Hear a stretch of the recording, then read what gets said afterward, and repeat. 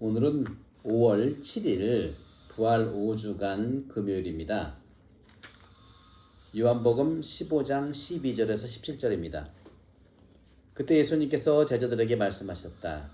이것이 나의 계명이다. 내가 너희를 사랑한 것처럼 너희도 서로 사랑하여라. 친구들을 위하여 목숨을 내놓는 것보다 더 큰 사랑은 없다. 내가 너희에게 명령하는 것을 실천하면 너희는 나의 친구가 된다. 나는 너희를 더 이상 종이라고 부르지 않는다.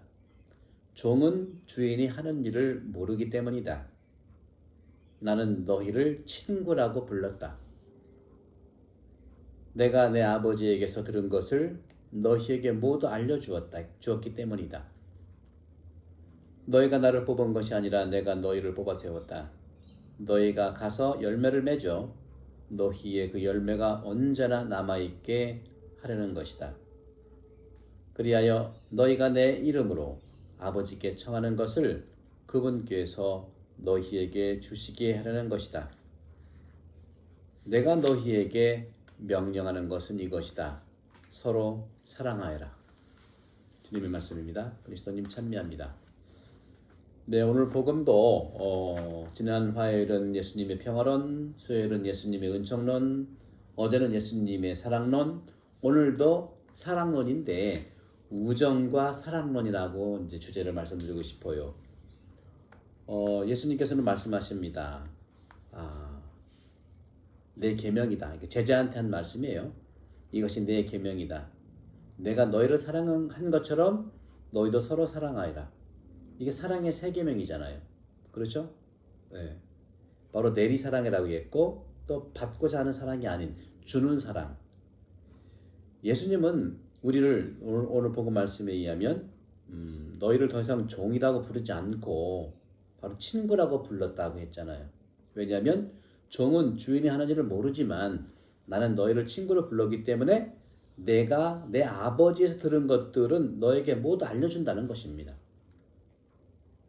사람들은 다 누구나 비밀이 있죠. 그렇죠? 누군가 비밀이 있습니다. 하지만 그 비밀을 누군가한테는 얘기할 수 있어요. 모든 사람한테 얘기하는 건 비밀이 아니죠. 그죠? 하느님도 비밀이 있어요. 바로 그것을 우리 신비라고 표현하고 있죠.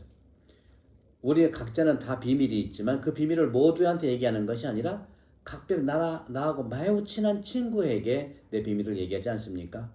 바로 하느님도 마찬가지였고요. 바로 하느님도 예수님한테 당신 비밀을 다 얘기해 준 거예요. 따라서 하느님께서 예수님을 통해서 당신의 비밀을 예수를 통해서 당신에게 참여하는 자, 당신에게 신앙으로 응답하는 그 자에게 당신 비밀을 드러내는 것이 바로 신비라는 것이죠. 따라서 바로 친구에게 털어놓는 하느님의 삶에 대한 신비, 이것이야말로 예수님께서 말씀하시는 친구에게 말씀하시는 사랑의 개념이라고 볼 수 있겠죠. 그런 점에서 예수님께서 우리를 친구라고 불렀기 때문에 우리는 다 친구입니다. 예수님을 받아들이고 예수님을 믿는 사람은 다 친구예요. 따라서 예수님께서 십자가에 돌아가신 것은 친구를 위해서 돌아가신 거예요. 우리가 이런 경우가 굉장히 많지 않습니까? 친구를 위해서 목숨을 던진 사람은 한국 사람들 굉장히 많아요. 그렇죠? 옛날에 이수연인가 하는 유학생이 일본에서 전철에서 이렇게 빠져있는 사람을 구하고 본인은 희생당했잖아요. 그죠? 이런 일들. 군대에서의 얘기입니다만 강제고 소령이 부하를 살리고 전사한 경우, 이런 일들은 정말 예수님을 알기 전부터 예수님의 가치를 많이 살고 있어요. 심청이는 안 그렇습니까? 심청이도 아버지를 살리기 위해서 자기가 목숨을 던졌지 않았습니까? 이런 것들을 최고의 덕으로 얘기하고 있는 거죠. 따라서 심청이도 바로 아버지를 위해 십자가를 진 거고, 예수님도 우리 친구를 위해서 우리를 위해 십자가를 지신 거죠. 혹자는 그렇습니다. 왜 자기가 지은 죄를 남이 갚냐 하지만 그런 문제가 아니잖아요. 알면서 그렇습니까? 끝까지 우리는 죄를 짓는다는 게 아니라 그렇게 내가 죄사함을 받았으면 우리가 몰랐을 때 그렇잖아요. 몰랐을 때, 어렸을 때 갚을 능력이 없을 때 갚아주는 거지 갚을 능력이 있는데도 갚는 건 아니죠. 바로 그것이 현대신학입니다. 현대신학은 죄짓기 이전에 아담으로 돌아가자 하는 것이 내 스스로 내 죄를 연대 차원에서 내가 갚자 하는 것이죠. 이런 부분들을 우리는 얘기할 수가 있는 것이죠. 그렇기 때문에 커다란 원인을 채우는 존재로서 모든 사람들은 자기가 가지고 있는 것들을 사랑합니다. 음악가는 음악을 사랑하고요. 그렇죠? 또 미술 화가는 자기 그림을 사랑하고요. 그렇습니다. 하나님을 사랑하는 사람들은 바로 종교인이 되는 거고요. 이렇게 이제는 우리가 자신의 커다란 원인을 채우는 존재 안에서라도 내가 좋아하고 내가 사랑하는 것을 믿는, 이제는 지구의 이익을 위해서, 지구를 사랑하기 위해서 우리는 살아가야 된다. 사랑해야 된다. 희생해야 된다는 말씀을 드리고 싶어요. 서로 사랑하여라. 특별히 이웃사랑, 부부간에, 자녀간에, 또 우리 지구를 살리는 것도 마찬가지고요. 친구간에. 하느님께서는 세상을 극진히 사랑했다는 표현이 요한복음이죠.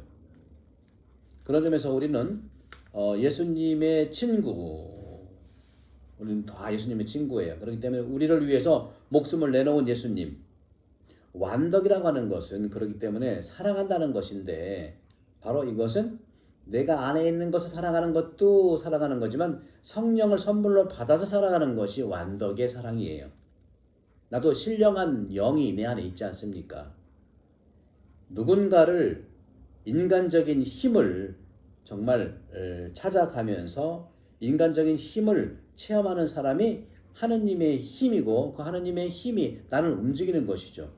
그걸 직관하는 거 아니겠습니까? 그런 점에서 이 사랑과 우정의 관계에 있을 때 사랑은 보다 보편적인 개념, 더 큰 개념이죠.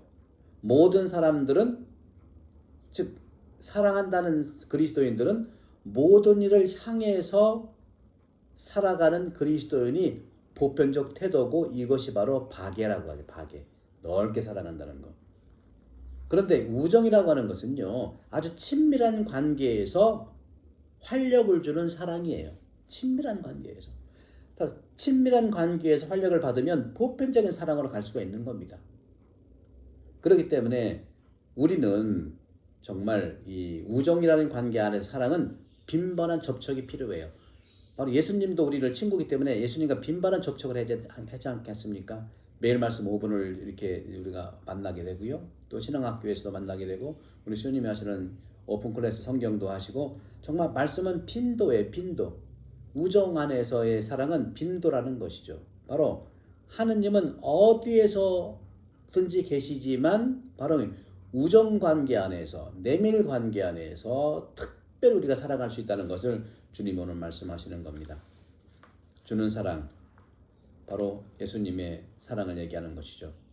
하느님의 힘의 움직임을 직관할 수 있는 자들, 순교자들이었고, 오늘날 우리도 그런 하느님의 움직이는 힘을 직관해서 이 세상을 위해서, 이웃을 위해서, 이 코로나를 이용해 지구를 위해서 일상에서의 하느님의 뜻을 성령에 이끌려서 살아가는 매일의 삶이 사랑과 우정의 삶이 되기를 축복합니다. 공부와 성경 읽기를 여러분 모두를 강복합니다. 감사합니다. 사랑과 우정 꼭 기억하시죠.